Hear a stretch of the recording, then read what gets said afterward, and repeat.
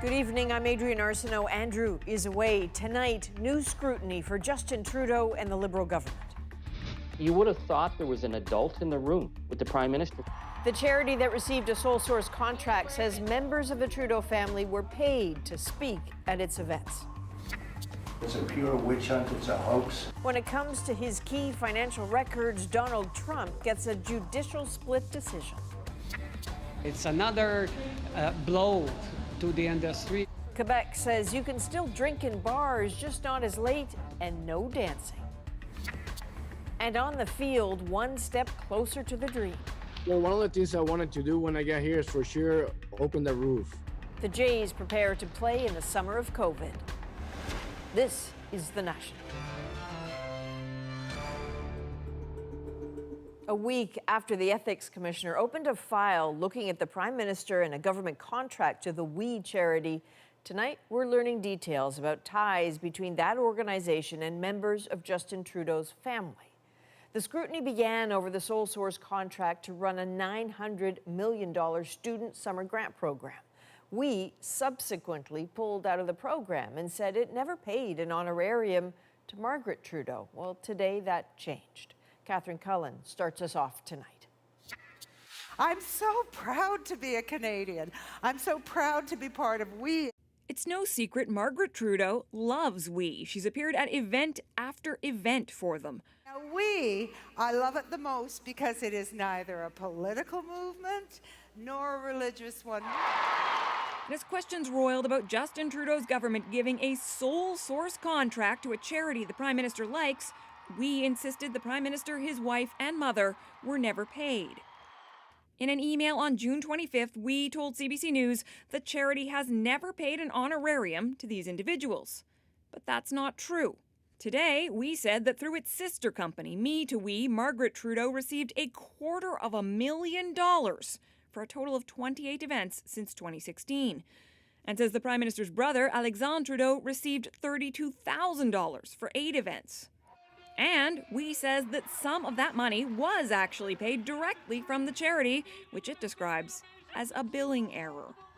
We revealed the information today, calling it a proactive disclosure. But in fact, news site Canadaland was preparing to publish invoices proving the transactions. So the truth was about to come out. And PMO confirms Sophie Gregoire Trudeau also once got a smaller honorarium from We, $1,500 for an event back in 2012.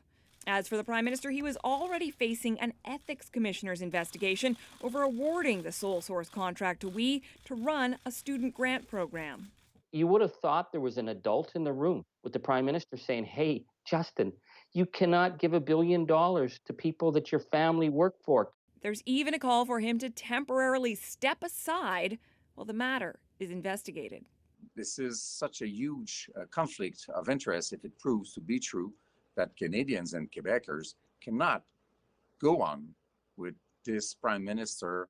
The Prime Minister's office put out a statement saying his relatives support causes of their own accord, and that what is important to remember here is that this is about a charity supporting students.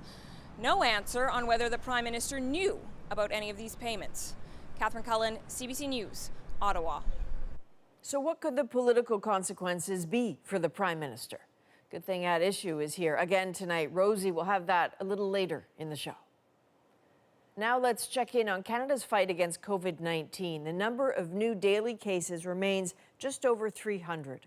Across the country, there are more than 27,000 active cases, most concentrated in Quebec, but new clusters are causing concern. PEI reported 1 new case today. After months with no new cases, it now has 6. Quebec reported 137, the most in 2 weeks. And Ontario saw 170 new cases, with 86 in the Windsor-Essex area where so many migrant workers live. Of course, today's snapshot tells us nothing of the months ahead. That is a big concern for parents forced to wonder in midsummer what school will look like in September. Well, Ontario has now made it clear it wants kids back in class all week. Deanna Sumanak-Johnson shows us why it won't be easy. The province is planning for 3 scenarios, but for many parents, these words give hope. The preference of the government continues to be everyday, day-to-day conventional in-class delivery, meaning students in class each and every day with heightened health and safety protocols. We need a plan that prioritizes and gets our kids back into school 5 days a week. What did you spell there? This parent and lawyer says staying home has not been good for the mental health of her young children and might be unsustainable. I think chaos is probably the optimal word. It's been very difficult. So I have a 3-year-old and a 6-year-old. I work full time, about 60 hours a week. Go, Lily. This mother of 5, a city councillor, would also like to see her kids go back to school, but she says that scenario raises many red flags. Before you play with a parent's emotions, we should get all of these questions answered. One example, what will happen if one child in the classroom has COVID in their home, and are we going to shut down the school? In a statement to CBC, a union president said, while we all want schools to be fully operational this September, the education minister has yet to demonstrate this is possible. There is inadequate funding for safety measures, no concrete plan, and health authorities and experts have yet to confirm it is safe to proceed. The lack of funding and space also concerns this school board trustee. As far as TDSB goes and my board, my schools are all at 100% capacity. So if we're going to have smaller cohorts and we're going to have everybody back at school, where are we going to put them? Questions that have yet to be answered as the province continues to keep its eye on numbers of new infections at a time when parents have to be ready for anything. Deanna Sumanak-Johnson, CBC News, Toronto. Montreal's legendary nightlife is about to be reined in just 2 weeks after Quebec bars were allowed to reopen. Starting tomorrow, they face some new restrictions. Alison Northcott shows us who is not happy. After being closed for months, this bar just reopened 2 weeks ago, and they're trying to get back on their feet. It's another blow to the industry. But the owner says new rules starting tomorrow make that harder. Now we are choking, and maybe there'll be a lot of people going belly up. There is a matter of public health and we need to do something. After an outbreak linked to 2 parties and a bar near Montreal, the province is restricting bar hours and capacity. I want to be more prudent than regret over the next few weeks or few months that we didn't do the right thing. Bars will have to stop serving alcohol at midnight instead of 3 a.m., reduce their capacity by half, and dancing will be forbidden because customers have to stay seated. There will also be an increased police presence around some bars and a voluntary registry of customers to make contact tracing easier if there's a case. We would want to make sure that there are no secondary uses of this information. Bars shouldn't be collecting information as a patron and after the health crisis is over saying, hey, this might be a great group to advertise to. So basically, the second someone comes in... This bar has already been closing early because the manager says some late-night customers can forget public health rules. We're not looking for the type of clientele that doesn't care about what's happening. We're kind of trying to focus more on long-term, the customers that are going to really care about being careful.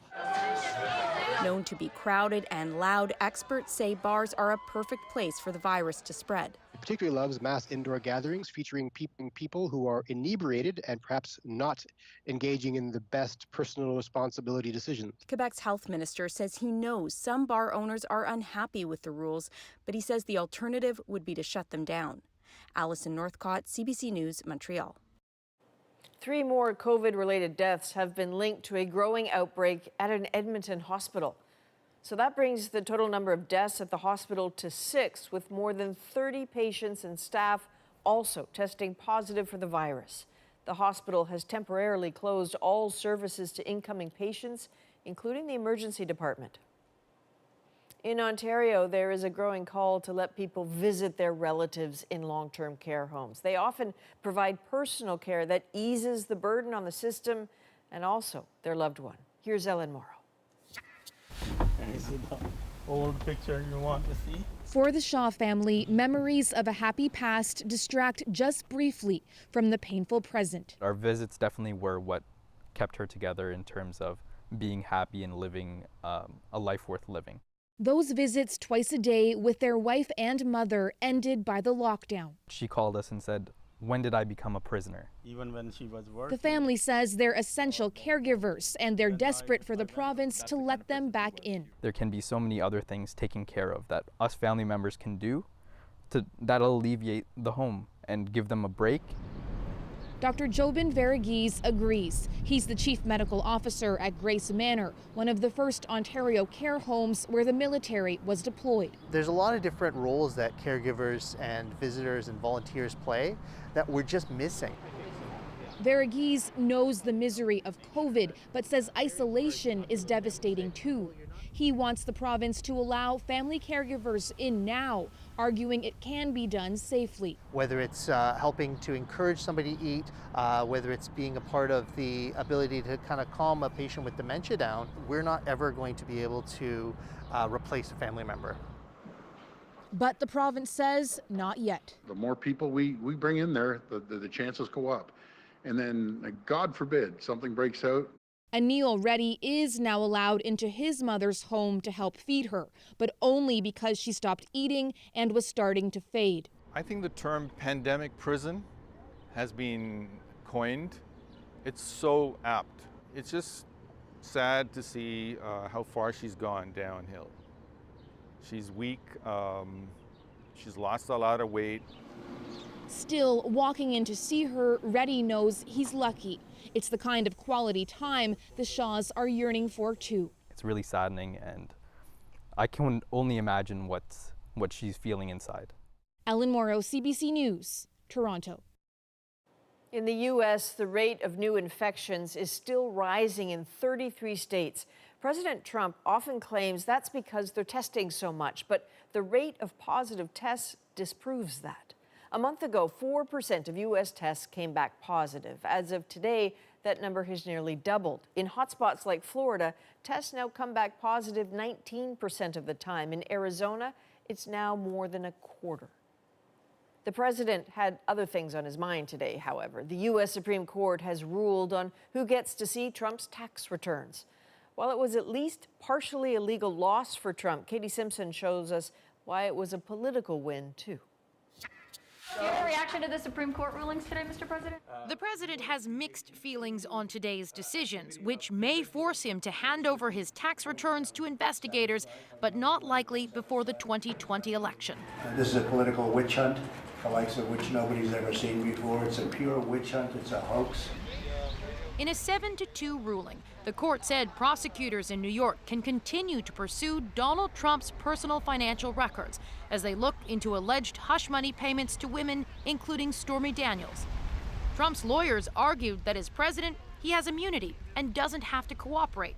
But Chief Justice John Roberts wrote, "No citizen, not even the president, is categorically above the common duty to produce evidence when called upon in a criminal proceeding." The Supreme Court, including the president's appointees, have declared that he is not above the law.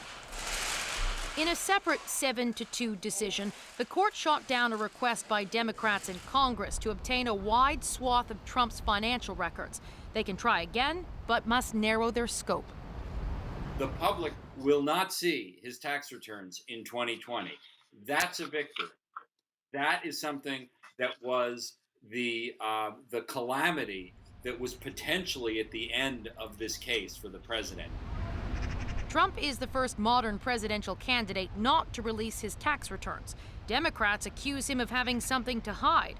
Trump rejects that charge, previously saying it doesn't seem to bother the public. I won. I mean, I became president. No, I don't think they care at all. I don't think they care at all. The New York investigation now resumes. Prosecutors will again argue in a lower court to obtain Trump's financial records. Even if successful, the documents won't likely be made public unless charges are laid. Katie Simpson, CBC News, Washington. Donald Trump's former personal lawyer is back in jail tonight. Michael Cohen entered a Manhattan courthouse today but never came out. Just days ago, he and his wife ate at an outdoor restaurant near their home. That is where Cohen was supposed to serve his term after being released in May due to coronavirus concerns. Presumptive Democratic presidential nominee Joe Biden laid out his vision for U.S. economic recovery in battleground state Pennsylvania. He called it the Build Back Better plan. This is our moment to imagine and to build a new American economy for our families and for our communities. Now, we don't know who Joe Biden's running mate will be for a little while yet, but in the current political climate, some of Biden's supporters told Paul Hunter what they'd like to see happen. Just steps from the White House, Washington's brand new Black Lives Matter Plaza is a stark reminder this is now a changed America. The death of George Floyd in May brought not only demonstrations, but in the eyes of many, an imperative now in Joe Biden's fight for the White House, that his pick for vice president must be not just a woman, but a black woman. On some level, I think there's a majority of people in this country are saying we want racial healing. We want to see some equity. For Biden to achieve that, says Latasha Brown, co-founder of the group Black Voters Matter, step one of that is nominating a black woman as vice president. Vice President Biden, you need us. You owe us. It's a message driven home in this video op-ed published in May.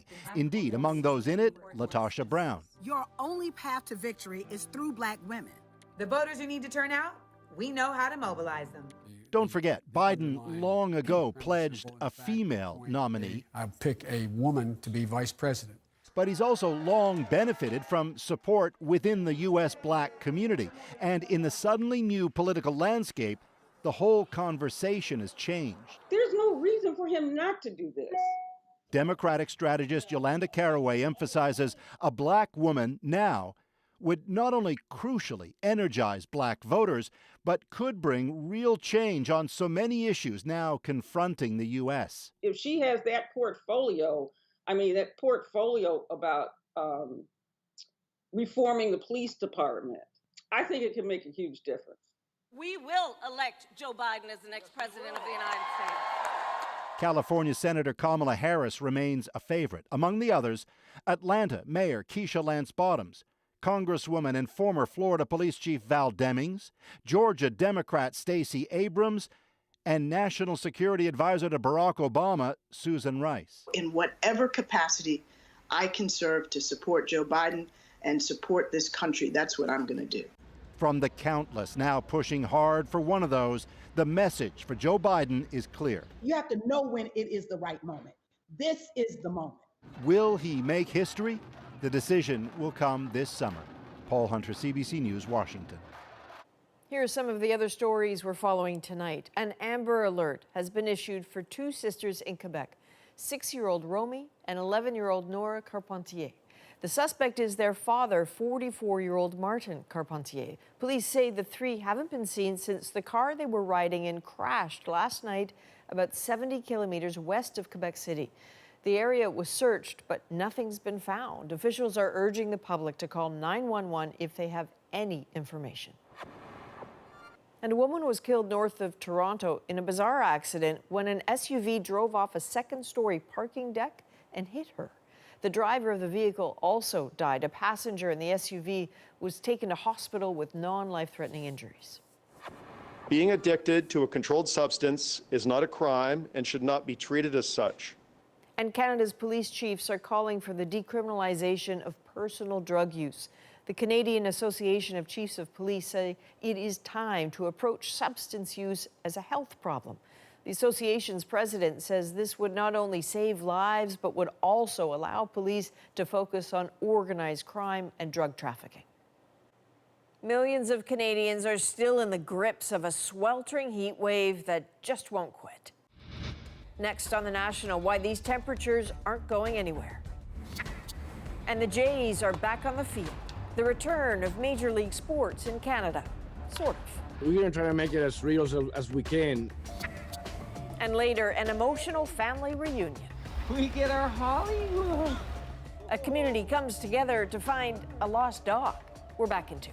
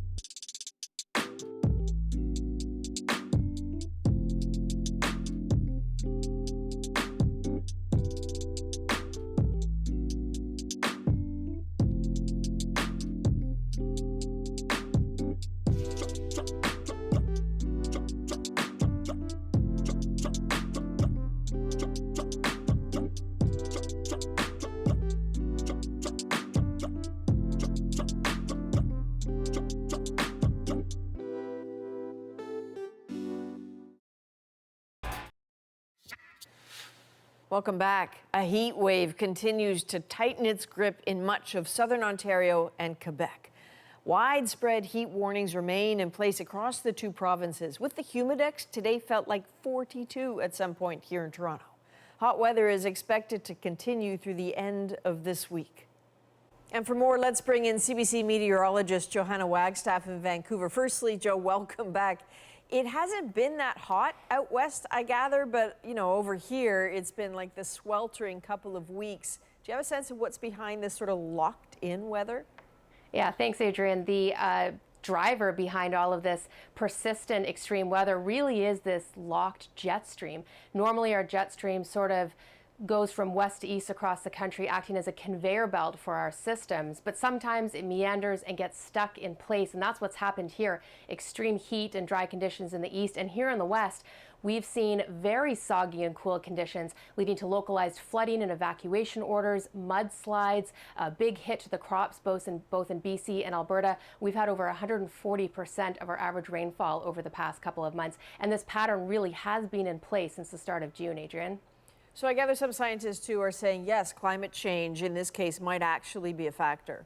There is a big connection now between a warming climate and this meandering jet stream. The jet stream gets its fuel from temperature differences between the north and the equator, and as the north warms so much faster than the rest of the world, you can see here on this temperature map, that gradient is shrinking, so the jet stream's getting less fuel and it's meandering and stalling out more. We've seen this happen in the past, but these blocking patterns are happening more frequently and they're sticking around for longer. At least with this one, Adrian, it looks like we'll get a bit of a break on both sides of the country this weekend. Always great to hear your insights. Thanks, Joe. A different heat wave is cause for some deep concern among climate scientists. This one in the Siberian Arctic has been going on for several weeks now. Chris Brown shows us how it could have implications for the rest of the world. A part of the world that usually epitomizes cold is now unseasonably very, very hot. Regions of northern Siberia are routinely 10 degrees higher than usual, often cracking 30 degrees. Yakutia is a cold, wintry place, she says. I didn't think it would ever get so hot here. The implications of the heat wave for Russia's landscape are already severe. 1.7 million hectares of forest and tundra are now on fire, including some areas that are less than 15 kilometers from the Arctic Ocean. This fire season seems to be quite extreme. Anton Benislavsky is Greenpeace Russia's wildfire coordinator. So a lot of forests would be heavily damaged and destroyed. Canada's Arctic is of course heating up too as climate change alters the Gulf Stream current, propelling warmer air north. It's remarkable, scary. Tundra ecologist Greg Henry is usually up on Elmsmere Island about now, monitoring climate change. But the pandemic has kept him back at UBC in Vancouver this season. The Arctic has accumulated an awful lot of carbon. In fact, the sort of best estimates we have now is about twice as much carbon in the soils of the Arctic than is in the atmosphere right now. We'd be speeding it up if the fires got in there and started burning that carbon that's been locked away for thousands of years. It's not just Russia's forests and air quality that suffered. This river turned crimson last month after 20,000 tons of diesel fuel leaked from a mining company reservoir. It appears thawing permafrost that held the containment area together melted. Greenpeace says government oversight is badly lacking, as are measures to mitigate climate change. With a total lack of will to solve the problem, brings us to the fire catastrophe every year. Though there was cooler weather this week, forecast models show fires continuing to spread, and this week's blip doesn't alter the projection for more extreme Arctic weather events as the region heats up twice as fast as the rest of the world. Chris Brown, CBC News, Vancouver. Ahead tonight, a big step forward this evening for the return of Major League Baseball. The Jays were back on the field in Toronto and they even played a game. We'll take you inside spring training during a pandemic. But up next, Rosie's here with that issue. Adrian, tonight we are, of course, going to take a closer look at the ties between the Prime Minister, his family, and the We charity. Paid speaking engagements revealed today, and the Ethics Commissioner now looking into all of this, even before that was revealed. And, of course, the political damage. All of that next with me and the At Issue panel.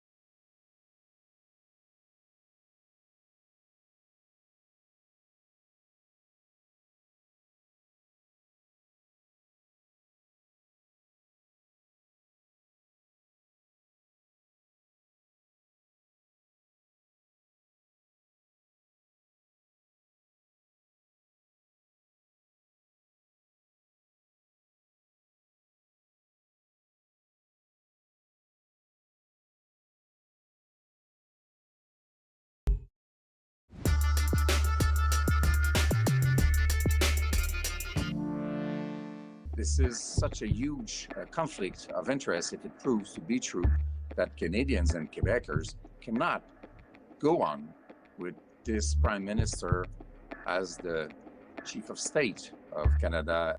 Calls for the Prime Minister to step down tonight from the leader of the Bloc Québécois. This as controversy surrounding Justin Trudeau's ties to the We charity continues to grow. We now know that several members of the Trudeau family were in fact paid to speak at some of the charity's events. So what are the political consequences for the government? It's Thursday, so we called back at issue for a second night in a row. We're going to do our viewer questions, but we'll put that off until next week because of this story. Chantal Hébert is in Montreal. Althea Raj is in Ottawa. We'll catch up with Andrew when we can. All right, let's just start with the news. Chantal, how significant is this? Just a reminder to people, as I'm sure they saw in Catherine Cullen's story, that there was a large contract going to We to help the government administer this student grant volunteer program. The contract has been severed, but in the meantime, this has now come to light today. Yes, and how much of a surprise could it be? Almost everything that has happened from that announcement on was almost written and easily to be predicted on the day when it happened. But to add to that, today's news only makes something that stink a lot more. I believe it's a self-inflicted wound. It's a serious story, and it goes to the issue that the opposition parties will focus on, which is the judgment of the Prime Minister, because this is a controversy that is tied directly to himself. Yeah, I mean, so the ethics commissioner didn't even wait for this latest piece of information to become public to decide that he was launching an investigation into potential conflict of interest between the Prime Minister here. The Prime Minister said in a press conference this week, Althea, that he didn't recuse himself from the cabinet table when the contract decision was made. And now we find out that his mother, his brother, and on one occasion before he was Prime Minister, his wife all got money from this charity. Yeah, I mean, it stank before we got this kind of bombshell story today. Last Friday, I think the story was bad enough. You don't, if you read the Conflict of Interest Act, you don't actually need to have one of your family members, for example, get a financial benefit. A benefit can be in a promotional benefit, for example. So if Trudeau has a podcast and her brand, if you want to call it that, might be heightened by the fact that she's given more exposure through the We organization. Mm-hmm. So he's basically being investigated for being in a conflict of interest, showing preferential treatment to an organization that he has ties with.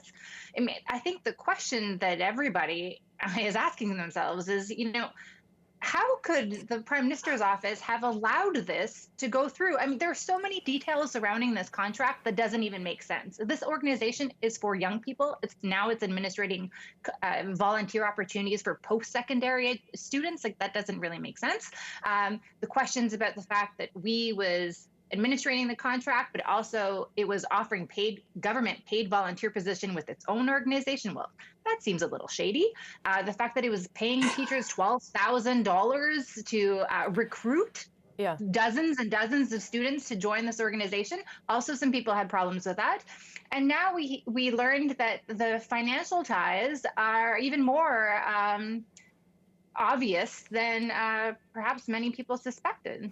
I mean, you could, if you were the government, try to dissociate yourself from all those things that Althea just rhymed off there, Chantal, because you could perhaps say that it was the organization and you didn't know. I think it becomes, but perhaps, right? But I think it becomes it becomes very difficult for a government to say, I didn't know my mom was making money from the organization. Like, I don't know how that would not have come up at any point. 2 points. If no one in the PMO raised his or her hand to say this is not a great idea because optics to start with are not so good, and even if you really want to do this, we need to do due diligence. And if that didn't happen, then Justin Trudeau needs to change his palace guard because they're not watching his back. If someone did raise his or her hand and was ignored, and only one person can ignore that advice, and that would be the Prime Minister, then the Prime Minister needs to look at himself in the mirror and wonder whether his judgment, once again, in this case, has failed him. Because anyone who is competent would have said, the optics of this will be difficult. Should we not do due diligence? Not so hard to do, apparently. Yeah, Althea, go ahead. No, I 100% agree with Chantal. The fact that he would not recuse himself from this decision, well, first of all, they suggested that the We Charity was identified by the public service, which raises a lot of questions to begin with. It's very unusual. Even if this is the case, let's suspend disbelief. If this is the case, usually the public service comes to you with a few options, not one option. And rarely would the public service say, hey, we don't have the capacity to do this. We think you should go with another group. Even let's say we believe that happened. The fact that the Prime Minister, who knows that he, his mother, his wife, his brother have ties to this organization, financial or otherwise, the fact that he would not recuse himself from that cabinet decision, that is a question of judgment. And I want to say, in the last ethics report, the Jody Wilson-Raybould SNC-Lavalin investigation, the PMO decided that they were going to release cabinet confidences. They have set the bar. And so now the opposition, I expect, will be all over the government about whether or not that standard is going to be met. I mean, this is not the parallel case. I think the parallel case is the Aga Khan report. Yes. But that bar has been set now. And, what discussions were happening around cabinet? Will Canadians know more about this because they have set that bar so high now? So, Chantal, this is the third now investigation, the third time questions of judgment have gone in front of the Ethics Commissioner. How potentially damaging is this? And after that, I got to go. I'm going to add to that the blackface episode and say that I don't think we're going to go in an election over this. $1 billion was on the table. That's a hell of a lot of money, by the way. But I do believe it weakens Justin Trudeau's leadership position from inside the Liberal Party at this point. Okay. Thank you both. I will, again, try not to call until August, but at this point, who knows what will happen. Thank you. Appreciate it. Before we go, be sure to subscribe to the At Issue podcast. Look for it on any major podcast app, our website, cbcnews.ca/The National. And on that, I'll throw it back to Adrienne in Toronto. All right. And next on The National, a sight for sore eyes at the Rogers Centre. The Jays are back on the field, but spring training looks and sounds a little different this year.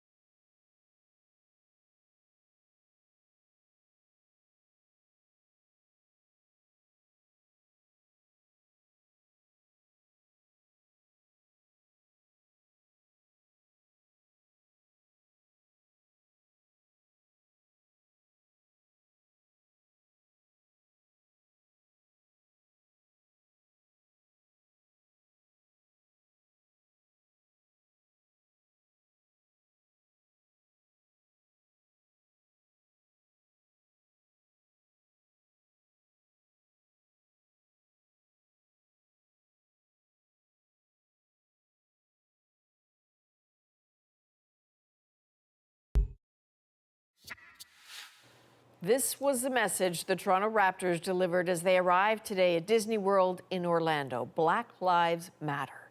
The images were part of a tweet that said silence is not an option.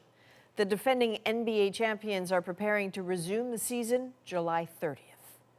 And the Toronto Blue Jays are back on home turf tonight, playing an intra-squad game as they prepare for baseball's COVID-shortened season. But as Greg Ross tells us, where they end up playing that season, that's another matter. The crack of the bat, the pop of the mitt. Sounds we haven't heard at the Rogers Centre for months. Manager Carlos Montoyo is doing his best to make things feel as normal as possible. Well, one of the things I wanted to do when I got here is for sure open the roof. That way you feel like you have some fresh air, and so far it's working great. The team is still adjusting to its new reality, like media conferences over Zoom. You know, we're getting ready for a different kind of season two, no fans. It's amazing to be doing a Zoom call with a player who is downstairs, and then you look up over your laptop and you're seeing the field behind you. You can probably 100 feet below us is where that player is. But Jays rookie infielder Austin Martin was talking to the media from his home in Florida when this happened. I think someone just rang my doorbell. So I'm gonna go. I'm sorry about that. Back here in Toronto, Martin's teammates played an inter-squad game in front of an empty stadium, which is exactly the way real games will look when the season starts on July 23rd. The PA announcer is going to mention the guys' names when they come to hit. We're going to announce the moves. You know, we're going to have a music, you know, walk of music. We're going to have, you know, fans noise. You know, we're going to try to make it as close to a real game that we can do. The team is also trying to create a life for players away from the field as they quarantine at the hotel attached to the stadium. This will be home to the Blue Jays for at least the next 2 weeks, but whether or not they play here beyond that is still up in the air. They're waiting for approval from the federal government to be able to travel back and forth from the U.S., and they also need the government's approval to allow other teams from the U.S. to come here, including teams that play in states like Florida, where COVID-19 cases are spiking. Greg Ross, CBC News, Toronto. With the heat in most of central and eastern Canada, there may be less interest in baseball and more in your neighborhood pool. Here's what you need to know to keep safe. Summer's here, so pools have been figuring out how to reopen safely. So what should you expect? We're at a reduced capacity. We're operating at about 25%, and that's just to ensure that there's physical distancing. And that physical distancing will be important everywhere, from check-in to the change rooms, the locker rooms, and the pool itself. Now, at public pools, on top of the lifeguard, there may actually be a kind of COVID guard, someone whose sole responsibility is making sure that everyone keeps their distance from each other. But obviously, physical distancing doesn't apply to lifeguards saving lives. So don't worry, if you're in trouble, they'll still come get you. Beyond that, it's really going to depend on where you live and what kind of pool you're going to. High-touch surfaces like slides or diving boards might be off limits altogether. Shared equipment like pool noodles and flutterboards might be out of service. And you may even have to book your swim time ahead of time, or, as is the case with Toronto public pools. So in an effort to accommodate everybody, but also ensure the appropriate cleaning of facilities, we clear pools every 45 minutes, we clean them and turn them over for the next group. Now, a question that a lot of people will have is, can you get sick from the water itself? Well, according to the U.S. Centers for Disease Control, the answer is probably not. Now, that may be in part because of all of the chlorine in the pool, but also just because of how much water there is. The coronavirus would be so diluted. That being said, while you're having fun, maybe don't spit or blow your nose in the water. You can wear goggles if you like to protect your eyes, but just remember, if you get sick from being in a pool, it will very likely not have been because of the pool itself, but rather because you were too close to other people. Next, still recovering nearly a year after Hurricane Dorian. Okay, so this is one of our was a classroom and will continue to be a classroom. We'll take you to a school in the Bahamas where students are still learning and rebuilding their lives.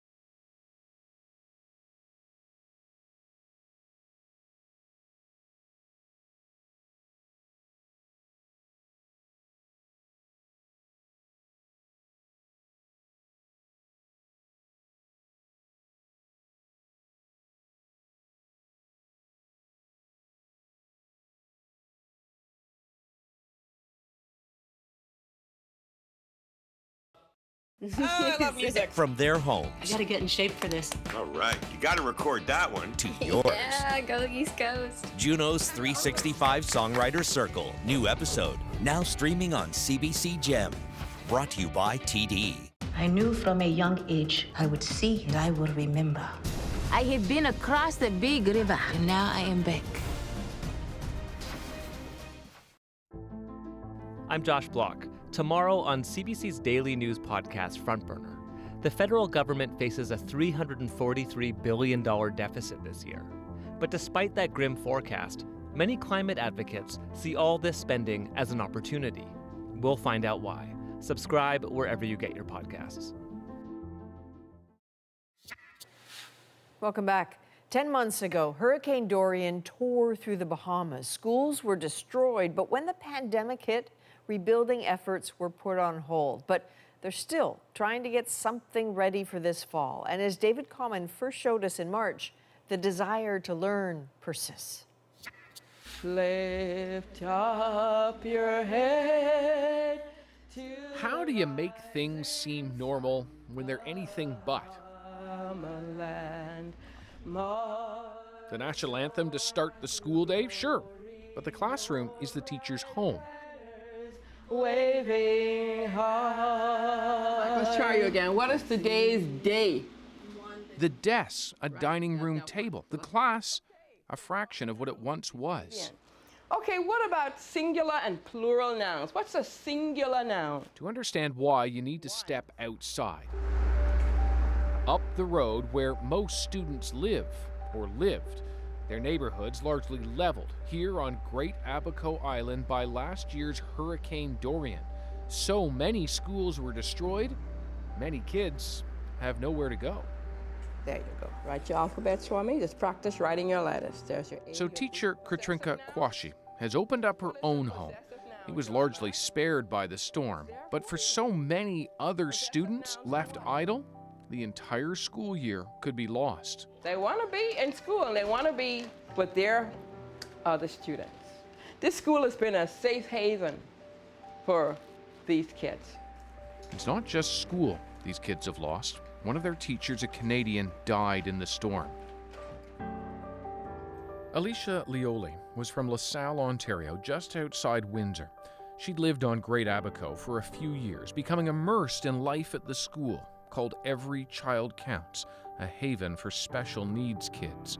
Meeting her fiancé, the couple welcoming a son, and his mother, fallen in love with the island, choosing not just to remain, but to make a difference here.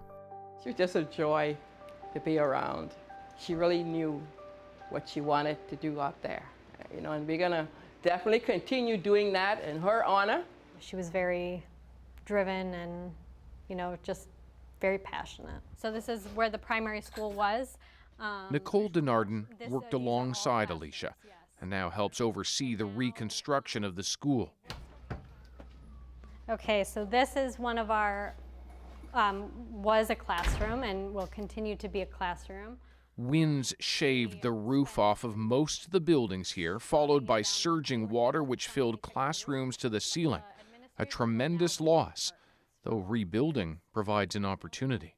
It feels like a blank slate that we can really make it the way we want to. And knowing that it's coming back for our kids means a lot. So I'm glad to be here. You can feel some hope in Yes. the aftermath of a tragedy. Yes, I'm really happy to be here. Run by Alicia Lioli, it leads students into a brighter, more independent future.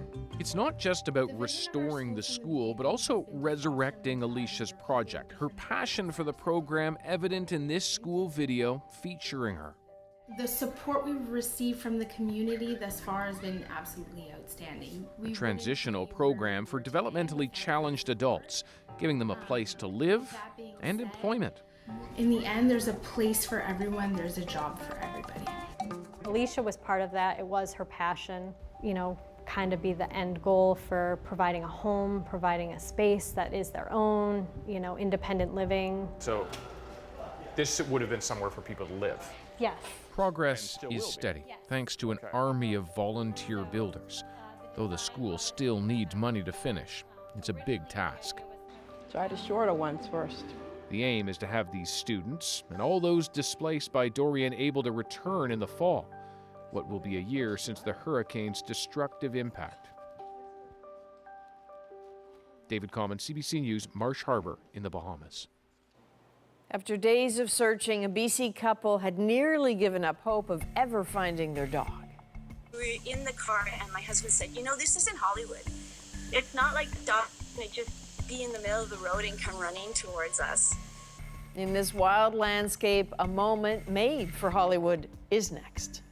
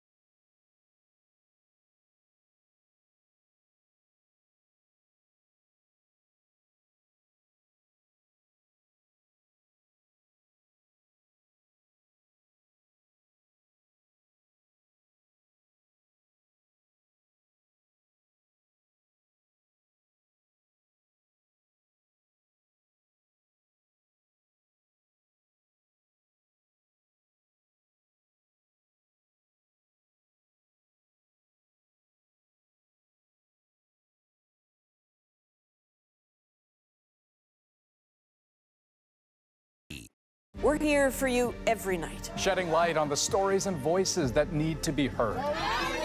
As things slowly open up, we'll keep adapting to report on the issues that are important to all Canadians. The National, Canada's nightly newscast. I knew from a young age I would see and I would remember. I had been across the big river, and now I am back.